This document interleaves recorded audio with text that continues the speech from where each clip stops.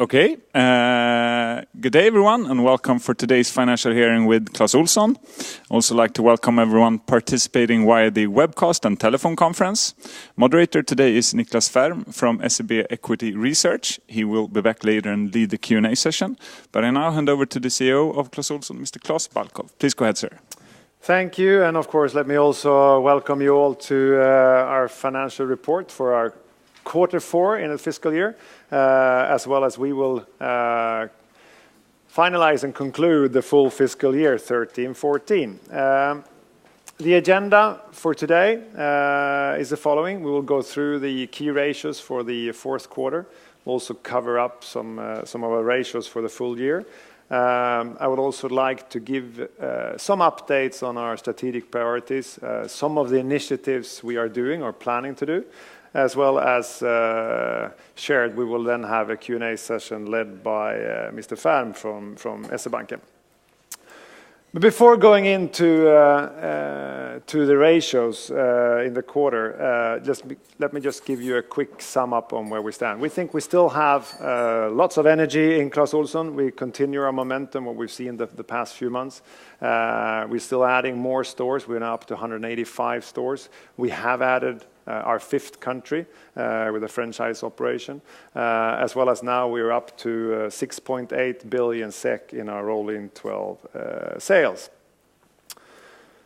Going in then to the fourth quarter, which is from February to April, some of it more of the half winter time in some countries, as well as then moving into the spring period. And as a start, as you know, who is following us, this is also the smallest, seasonally smallest quarter for Clas Ohlson. The highlights in the quarter, we have a fairly strong sales. We are up 10% in local currencies. But more importantly, we have a very positive like-for-like performance. Like-for-like is up 5%, which is one of the stronger like-for-like we've seen in many years. We are keeping up our gross margin. I'll come back to that. We have, though, invested more in some of the areas, particularly in our marketing spend. We, though, continue to improve our earnings. Even if it's slight earnings improvement in this quarter, we're also pleased to that we, in a fairly tight schedule, been able to open up our fifth country. We open up our first store in Dubai in the quarter. Going into then some of the numbers and by ratio, starting with sales. Again, 9% sales growth in Swedish krona, as we've had some negative currency effects, still mainly impacted by the Norwegian krona. Like-for-like is up. We have a positive development in all countries, but also I would say positive development in all sales channels. It's pleasing to see that our online sales has really picked up in the quarter with a growth over 40%. In general terms as well, some of that is also supported by the, I would say, spring conditions that we've seen this year compared to last year, where we had more winter period, longer time, where already now in March we started to see some better weather and starting to see some of the spring sales coming along in a nice way. And the spring range that we have launched have got a very good reception from the consumers. Going in then by market, which is mostly more interesting, our sales split, as you see today, is getting more and more international versus the domestic of Sweden. But starting then with the largest market, Sweden, and making some general comments first about the overall market. We used to talk about the consumer confidence, and we'll continue to do that. As you can see in Sweden, it's going in the right direction. The consumers are more and more confident in the Swedish market, which is also reflected in the Sweden Retail Index, where we are clearly seeing a pickup, particularly in April. Some of that has been affected by the Easter period, but it's really going in the right direction in terms of consumption as well as confidence in Sweden. Looking at now our numbers then, we've had a very positive development in Sweden with a 9% growth. We are clearly gaining market shares in the Swedish market. We would open up 2 more stores in the end of the period. I would say we continue to strengthening our position in the Swedish market. And also this has been also favorable of the spring sales, particularly in parts of Sweden. Moving along into Norway, and maybe to the opposite, the confidence is somewhat declining as we've seen over the last few months in Norway. Having said that, they are still coming from high levels in terms of confidence in Norway, and somewhat positive. So pick up in April, so we'll see where that goes. But it's somewhat declining confidence in Norway. Also, this has been reflected the last few months in the overall retail index, where we have seen particularly some of the traffic to the shopping centers has declined. Even if we're also pleased to see that also Norway have seen a sharpened pickup in the end of the period. However, looking then at the Clas Ohlson figures, we have, which we actually saw already in Q2 and Q3, we continue to go somewhat against the market as we've seen a very healthy growth. We are up in the quarter with 9% in local currencies. We are gaining market shares. We continue to strengthen our position in the Norwegian market, which is also somewhat in line where we can conclude from some of the value retailers in the market is gaining market shares in general. We still have some large negative currency effects in Norway, as we are reporting sales of +4% in the Swedish krona. Finland, as I think many of you have noted, is going through some more challenging times, which is also reflected in the consumer confidence, who has been somewhat weak and continue to struggle a bit. This is more also reflected even further into the overall retail index, where we're seeing a more decline in general, which is actually below 100 in the retail index several of the months, the last 6 months. So it is somewhat challenging time in Finland. On the opposite, though, we can conclude that despite this challenging time, we are continuing to strengthening our position in the Finnish market. We are growing with 13% in local currencies. We continue to add some more stores. No new stores in the quarter, but we have 3 more stores. It's up to 30 stores for the full period compared to last year. But it's clear that the concept and the way we now operate in Finland is getting more and more positive reception for the Finnish consumers, which is pleasing to see. UK, a clear positive improvement in consumer confidence. I think it's the first time since 2007 that we are up above the 0 mark in terms of consumer confidence. It's been a challenging time, as you know, in the UK for many, many years. But it's clearly going in the right direction. Having said that, just being on 0 is still on a low level. But it's going clearly taking step by step. This has so far not been transformed so much into the retail spending as what we've seen, but we start now in the recent months as well to see that starts to pick up also in the overall retail index in the UK, which is of course very pleasing. Still coming from many years with at low levels. And if we look at our progress, it's also here we are now presenting the total business outside Nordics. But importantly to say is that the first store we opened up outside Europe in Dubai was opened up the last day of the quarter, end of April. So of course this is very much reflecting the UK performance still. In these numbers, with the 22% growth in local currencies or total of 33% growth, we have an inventory build-up of around 67 million SEK, for the Dubai store in terms of inventory build-up. So that should be taken away from that. Having said that, if we look at the numbers, we still have very positive growth in the UK, going in the right direction. We will come back to that. We've invested more and more in our marketing spend. We continue to increase or building our brand awareness, which has almost doubled our brand awareness over the last 12 months. So, and we start to see that really is reflecting in as well in our performance, where we have indicating now a like-for-like, as we are sharing that of a like-for-like performance, which is above 5% in the quarter.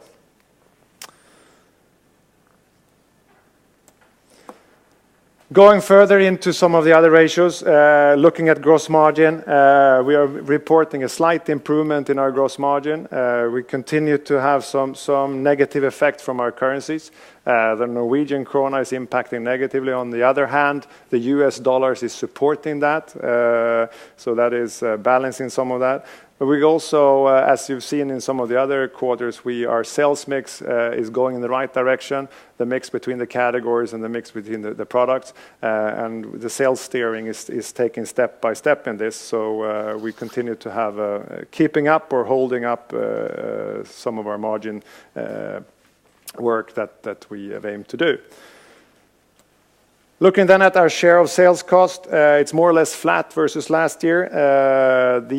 Obviously the positive like-for-like sales that we've seen is supporting this key ratio, but reminding it is the smallest quarter, which is also, of course, that you don't get the same leverage in this based on some of our fixed cost. But also it's important to say, as I shared in the third quarter, that we have balanced our marketing spend in this fiscal year more towards Q4 versus what we've done previous years, which we think is the right thing to do. It's also been reflecting, you're seeing the strong results from that also in our sales performance. Come back to that is also continuing in May, but that's also why we have not seen the same leverage as one could have expected, because we've spent more on our marketing in this period. That sums up to an operating margin that is improving somewhat in the quarter. Our profit after tax is going from -17 to -12. So we're still, again, looking at the small quarter. It's a slight improvement, but of course for us it's a clear step if we look at the full fiscal year. And then let's move into the full fiscal year and leave the quarter. Sales in total is up 7%. Again, as you see, we have had a year which has been very much influenced by a negative currency effect, as we are reporting +4% in Swedish krona. Like-for-like is up 2%, which is positive, obviously, that we start to see positive like-for-like. And we have added 11 more stores in our network versus last year, 17. And also should be mentioned that it is actually 10 more own stores and 1 then franchise stores that is added, again, last day in the fiscal year. We're now up at 6.8 billion SEK in turnover in Clas Ohlson. The development and top line of +4%, the improvement with particularly the sales mix improvement and in our gross margin, as well as that we are continuing to balancing our cost structure, is leading to an overall profit pickup of 23% for the full fiscal year to 531 million SEK. Our operating margin is up 1.2 percentage points for the full year, as well as our earnings per share is up to 6.42 Swedish krona. We continue to invest in Clas Ohlson. Our investments is more or less in line with what we've seen last year. As you've seen, we have fewer stores, but we continue to upgrade our stores and add more stores, but the investments in stores is somewhat lower than last year. We have some higher level of replacement investments this year, as well as we have continued to invest in our distribution center in line with what we have reported many years ago, which is aimed to continue to increase the efficiencies that we have at our distribution center, which is also leading to a positive development. I'll come back to that in some of our efficiencies for our distribution center. We also have IT system investment, as well as we are continuing to prepare for the new IT platform that we plan to introduce. From a cash flow perspective, I would say due to good inventory control and that we are keeping ourselves at the all-time high level in terms of inventory turnover at our distribution center at 6.9, we are reporting a strong cash flow of 689 million SEK compared to 518 last year, which was also a positive number. And we are now at a net cash holding of 358 million SEK versus last year 125 in the end of the period. The board has then decided to propose to the annual general meeting to increase the dividend with 12% to 4.75 Swedish krona per share. I would say this is well in line with our dividend policy, as it is equivalent to around 77% of our net profit. That concludes some of the numbers for this quarter as well as for the fiscal year.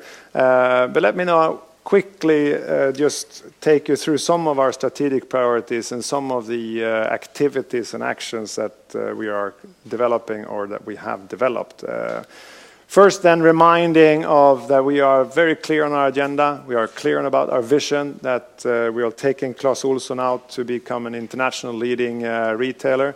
International, we talk about that we are a modern hardware retailer, which is fairly unique concept in the rest of the world, as we've seen in our markets, and there's a need for Clas Ohlson outside. We do this behind a clear mission of supporting and helping the consumers to solve many of what we call the small practical problems in day-to-day life, with the clear positioning statements around the broad range at great value, with the service, with the customer service that we are proud about, as well as we are locating our sales channels very convenient for the consumer with high accessibility, as well as we have a high focus on our sustainability agenda. And I would say it's also pleased to see that we continue to receive recognitions for the platform that we have and for the concept that we have in terms of how the brand strength, from our customer service, what the consumer sees about Clas Ohlson. Just recently we got the award for the best customer experience in the Nordic e-commerce review based from the consumers who did this. But it's also important to say that rewards is old news. We know that the market is going through some clear changes. There are some clear trends out there. If you look at the consumers, they are more conscious. They are more sustainability focused. They have more demands for service and quality. They have also higher demand for accessibility and transparency in terms of information about products and et cetera, as well as the overall retail landscape is going through a high transformation based on significantly increase of sales space, but more importantly also the new online channels, the global competition coming from the online is changing the overall retail landscape. And we need to act on this, and we need to prepare for this to secure that we develop rightly for the future.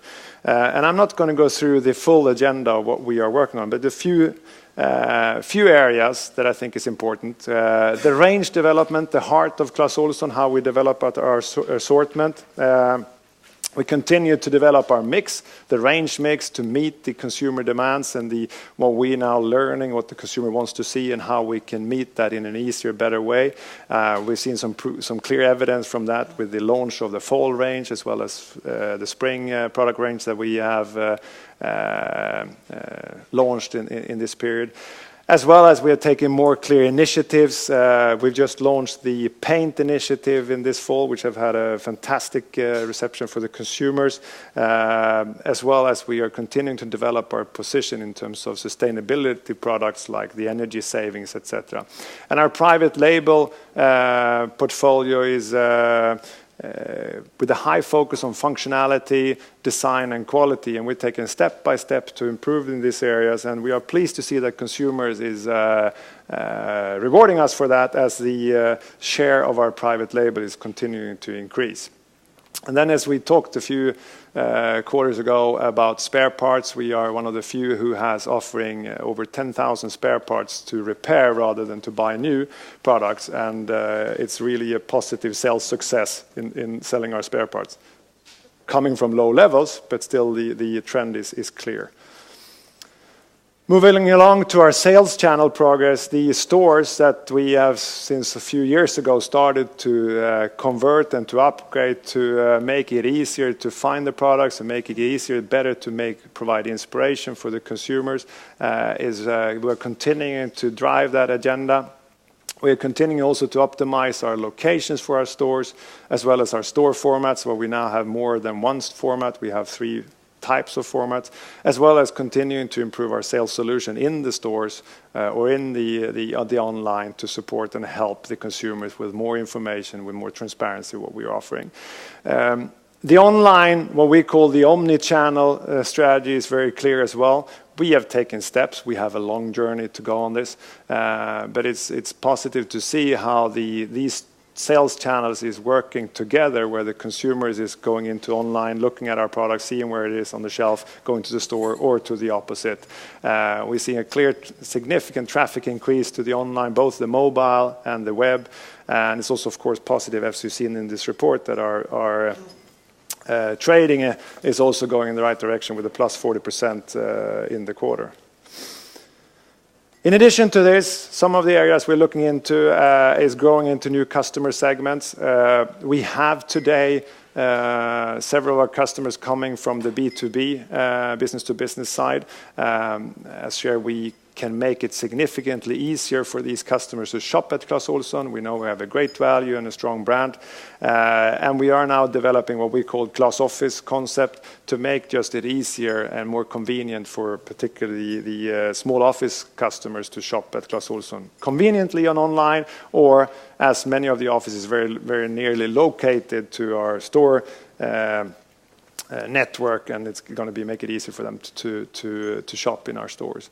As planned, we plan to launch this in 2014, and something we really look forward to in Sweden and Norway. Another area, and I would say despite some challenging or tight time schedule, it was just 9 months ago we announced that we have made a contract together with a franchise partner, Al Homasai Group in the GCC region, of adding or launching a Clas Ohlson into that region. It is an opportunity for us to add franchise as an operating model to our existing model, which is of course giving opportunities as we move along, as we're now developing that model, and we can look into other areas as we move along on that side. But primarily as a start, of course, this gives an opportunity for us to enter the Clas Ohlson into this region, which is a fast, exciting new region and fast growing. End of April, we open up our first store. We've built, I think, a fantastic store in the Murdiff shopping center. It was still early days. We've just been open up a few weeks, but we've got a very strong or positive acceptance for the consumers in the region. We are coming in with something new. We're coming in with something they have not seen before. We start to see shopping going in the right direction, and also a lot of positive reflections as well from the landlords in the region, who thinks this is a really exciting concept that they want to look further into. So we are pleased with the start with our first store so far. We also planned, and that takes a bit longer in terms of we are planning to open up our first store or our first entrance into the next market in Europe, which is Germany. We have announced this before. The development of our adaptation of our range is really in line. At the moment, we are more focusing on making sure we're finding the right location for the first stores, and that is going along in a good way. And we'll come back as soon as we have made the first contract. And plan then is to open up our first store in Germany in calendar year 2015. Now, that was just a few examples from our strategic agenda. We have obviously a few areas that we are working on. I've not talked so much about the steps we are taking on our customer meeting with our marketing efforts. We have launched a loyalty program, which is really going in the right direction as well. But that was some of the top lines that I wanted to mention today. We're constantly improving our offer, and it's also, of course, pleased to see the sales progress we have seen in the quarter, which is also then continuing as if we're looking at the events after the period end, we are reporting a sales progress in May, which is up 13% in local currencies with all countries with a double-digit growth. This is then supported by, I would say, around 2% calendar effect in May versus last year. Still a very, very positive number. And particularly, I would say, looking at the outside the Nordics with a 26% growth versus last year. And we have now 9 more stores in the network versus last year's 17. That concludes my presentation. I think as a summary, I would say that we continue to grow in all markets. We've seen a positive effect from our spring range, particularly in this period. We are seeing also positive development in May. We continue to improve our earnings, even if this again was a small quarter, but looking at the full fiscal year, it's an uplift of 23%. And we see clear further potential for both sales and profit increase due to some of the key initiatives that we have launched or plan to launch. Thank you, Niklas. Thank you very much. Thank you, Clas. Good morning, everybody. My name is Niklas Färm. I'm the retail analyst with SEB Equities. And I'm going to be moderating the Q4 Q&A session. And I would like to start, before we open up for questions on the floor, with some more actually strategic questions rather than the fiscal Q4s. Could I ask you, in terms of space and store expansion, when we talked about the potential a few years ago for Sweden, Norway, and Finland, I've made some notes that you thought about 80 stores in Sweden, 70 stores in Norway, and 40 stores in Finland was, an appropriate number of stores. How do you view expansion plans in your more mature markets as of now onwards? No, I think we are reviewing this on a going basis, but it's obviously clear that in our most mature market, we will not see the same kind of space growth or store growth that we've had in the past years. On the other hand, it's important to say that, as you see, looking at Sweden there, it continues to develop new areas, new shopping areas that we are following and monitoring closely. I also say that with the more flexibility with our store formats, combining that in an omni-channel structure with smaller outlets, combining with the e-com, etc., gives further opportunity to penetrate the market. But I would say I don't think that we are that far off from what we thought some years ago. We are, as you can see, we are starting to slow down the store expansion in our home markets and seeing opportunities outside, particularly the Nordics, for the long term and for the long run. Could I also ask you, where are you now in terms of private label share as a mix of sales, and how far do you actually think it should? Where should it go? Where should it be, and why? I think we have announced and said that at some years ago, I think we had a target of at least 25%, and we have surpassed that. We are in the between 25 and 30 today. So it is strengthening, and we are taking steps. It is important, as I said earlier, that we are not just pushing this, we are developing our private labels and adding more guarantees, adding improvement in our quality, etc. And that is getting positive response. Having said that, in Clas Ohlson, the mix is important. The consumers, some consumers, if you look at some of the areas, I'll take the multimedia as an area, some of the consumers really want to have a branded product, as earphones or whatever that will be. Same is in some other categories. So the mix is important, so we can offer it to the consumers that they can select what they would like to have. But of course, the more and the better we develop our private labels, we think that will be rewarded. If that is above 30 or not, we'll see, but I think at this stage it's more into the 30 range. Could I also ask you in terms of sales densities? Over the past couple of years, you've gone from about 34,000 krona sales per square meter to 31 last fiscal year and to 30 at the end of this fiscal year. I suppose some of that attrition is due to an increased online share of sales.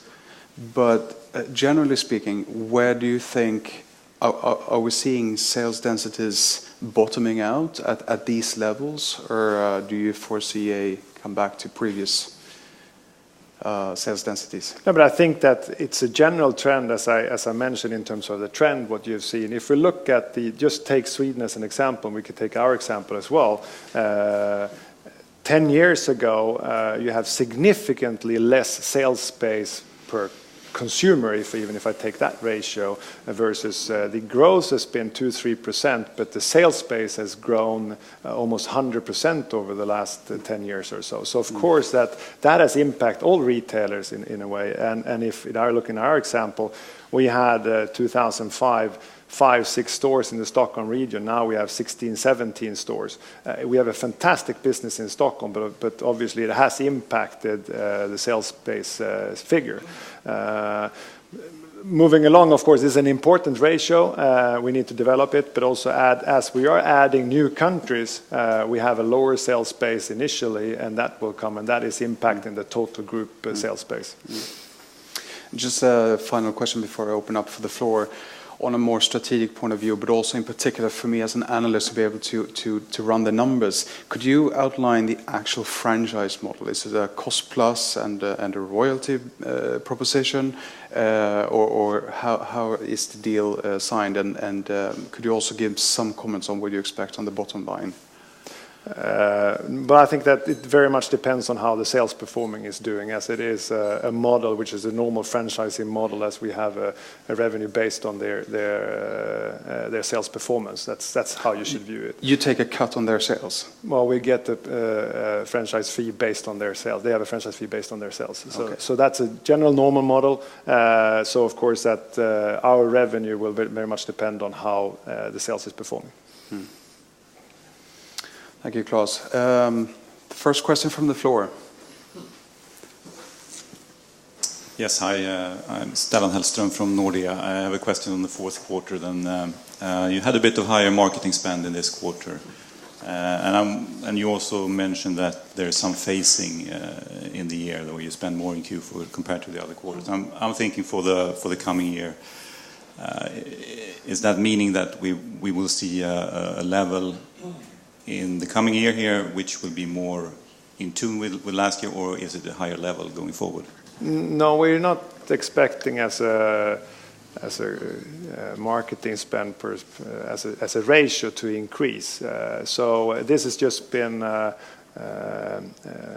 differently spread across the quarter versus what we've done before. But from a total basis, it's the same, and we're not seeing that we're going to increase it based on the fourth quarter for the full year next year. So it's just a spread across the quarter that is different versus last year. And you had a pretty good May sales figures. Has that been impacted also by higher marketing spend, you would say? I would say, I mean, marketing spend is, as you know, it's we've added and we've invested in some of that, particularly some of the brand building activities that we've that of course is not just a one time that gives effect. That when you're doing it, it's giving you more of a longer term approach. At least that's the aim for it, and particularly outside the Nordics, if you see UK, where we made a boost in the quarter, we're not having the same in May, but you see in the sales is picking up. So. That should give effect as we move along. Okay, just finally also a question on the gross margin, where I think your gross margin came in a bit below the market expectation, and just wondering there if you have spent more on promotions as well in the quarter? No, I think I mean, if you look at the quarter three, as we said at that time, we had a lot of things that went in the right direction. We still continue to have a sales mix effect that is positive. It's so there are no major changes in terms of more promotions or so. It is a sales mix effect. Obviously, in the spring, we have some of the larger items that is selling better, and when we've had a very positive development in some of the gardening tools, etc. Okay, thank you. We have the next question up front, please, Martin. Hi there, Martin with ABG. I have a question on the mix, also a follow-up question there. You've had this positive mix effect now for a couple of quarters, and do you expect a similar impact in the coming quarters from mix? Well, as I think I've shared, and we use that, call it the cocktail for gross margin, which is also, so it's many things that is impacting our gross margin. So I would like to say any forecast for the future, but of course we have impact from the sales mix is one part that we are working actively on. Then we have a lot of other areas that is influencing. But we continue to drive the sales mix agenda, which is positive at this stage for us. We'll continue to drive that. But we also have many other areas that's impacting the total gross margin when we are summarizing up our quarters. But mix is the main reason for the increase? Mix is the main reason for the increase, yeah. Okay, and also you talked about Sweden and the positive momentum in consumer confidence. What's your expectations on the market growth in Sweden? What did you see in Q4 when it comes to market growth? In total market? Yeah. But if we look at it, and when we look at the retail industry, we actually look into our categories and taking a split in terms of our categories. That's how we are saying we are gaining market shares. But as you saw, and the recent numbers we've seen is in April, and that was a very strong pickup in the overall market. I think HUI, they are the one who's making some of the forecasts. They are forecasting a better pickup the remaining year. I'm not sure. I have no added value to that. We are focusing on Clas Ohlson, but as it feels with the spring that we've had, at least it is. If we look at it, when we look at the numbers in Sweden, we've had some years with slower traffic to the shopping centers and so on, and we've seen a better traffic development during this last period, which is of course an indication of the consumers is out more and shopping. And can you just a final question? Can you comment on your prices today versus last year?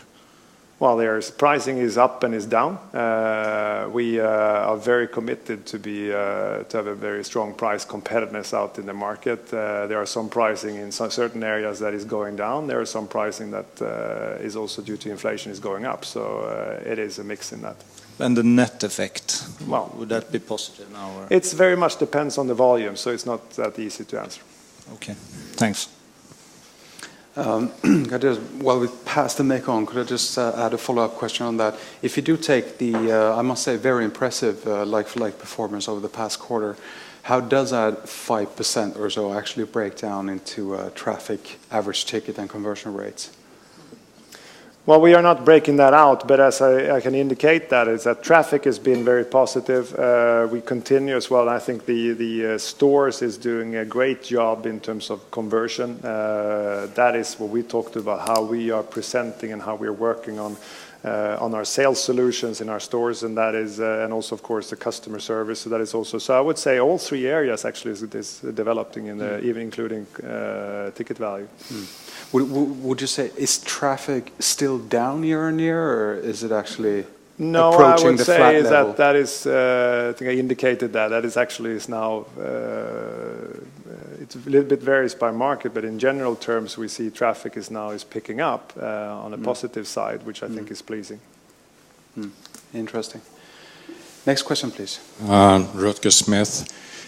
I do appreciate that you have some focus on Clas Office and the German launch, but having said that, I wonder what sort of signs do you have to see in order to recommence the expansion in the UK?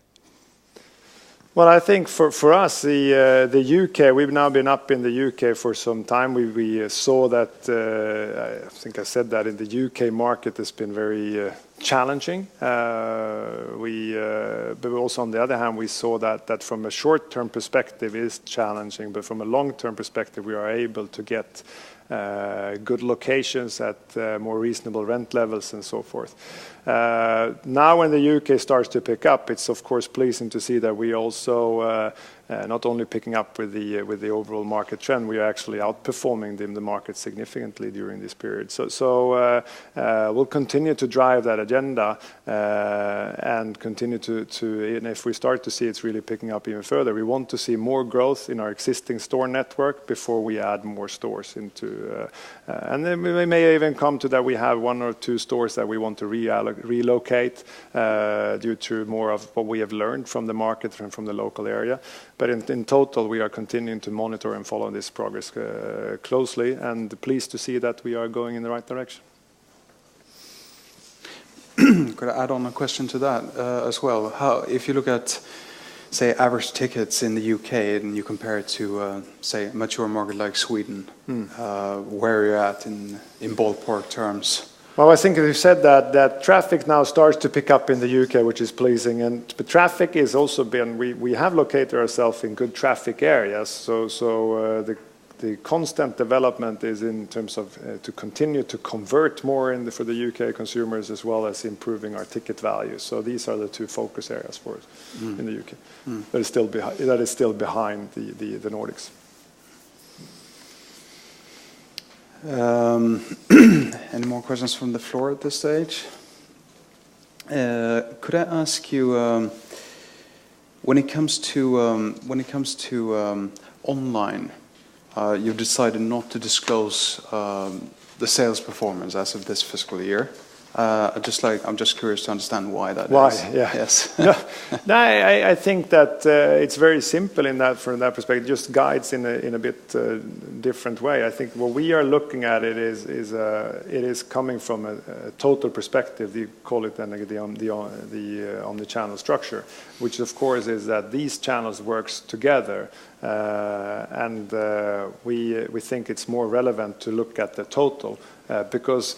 You will come, as we move along on this journey, you will come into someone is ordering a product online, picking it up in store, shopping 2 more items when you're picking up the orders from the online, and how do you start to measure and evaluate this? And I think so it is really something that is working together and combining, and that is the right view of looking at it. In our point of view. So therefore we have said that, I mean, for us, of course, we are looking into how we are developing our channels, but it is really the important factor is now looking at us from a total basis. Could also ask, online sales up until April, for many years, I would say have been quite volatile between months and quarters, and some years not that much growth. Why could you add some flavor to your no, but I think if you look, online performance? No, but taking it from a more of a broader perspective or a long-term perspective, of course, that I mean, online or through catalog or whatever that will be, that we've had areas that we've had a strong distance sales, as we call it, in certain areas. We're adding stores into these areas is obviously impacting that number. Now, a few years ago, we upgraded our platform. We learned. We are continuing to see. First, we wanted to stabilize and update the platform. Now we've been more focusing on how do we work on our trading activities to also as well. It is really a day-to-day work to work online and to make it fit into the total area, to the total business model. And I think we are learning step by step. I think the team has done a really great job during the last months in this, and we're clearly seeing some positive effects from it. I mean, it's up 43% in the quarter. Yeah, this is good. Yes, that's good. Okay, if we stay in May, you don't disclose like-for-likes, but if I do a sort of an implicit effort to try and estimate comparable store developments, you're probably up between 6 to 7% in comp stores. Where would you say we are in the cycle? I mean, someone else asked you about the market previously, but you've come from a quite prolonged period with negative like-for-likes, and now you've done pretty much half a year or so with significant improvements, and May seems to be yet another month in that direction. Where do you think we are in the cycle? I think it's very difficult for me to say. In our sense, obviously, if we're looking at our numbers, it is improving. Now, obviously, it's somewhat difficult to see in terms of, because we also think that we are actually taking significant steps in Clas Ohlson to improve and to meet the customers in a better way. So it's obviously, as we look at it, it's a mix of that. The underlying market is better, with some exceptions. As we talked, some countries is still struggling. Which is also, of course, as we are seeing even in these countries that are struggling, we can clearly see that we are actually doing significantly better than the market. So where the total market is very much depends on of the different countries. I think the UK really feels going in the right direction, Sweden as well. Norway coming from high levels, a bit softer, still on a good level. Finland is challenging times. Mm-hmm. Do you also think this year will be the best retail year since 2007? I leave these kind of comments to you, Niklas. That's for you, I guess. Do we have any questions from the conference call? As a reminder, it's 01 on your telephone keypad if you have a question. 01. There are no questions at this time. Please go ahead, speakers.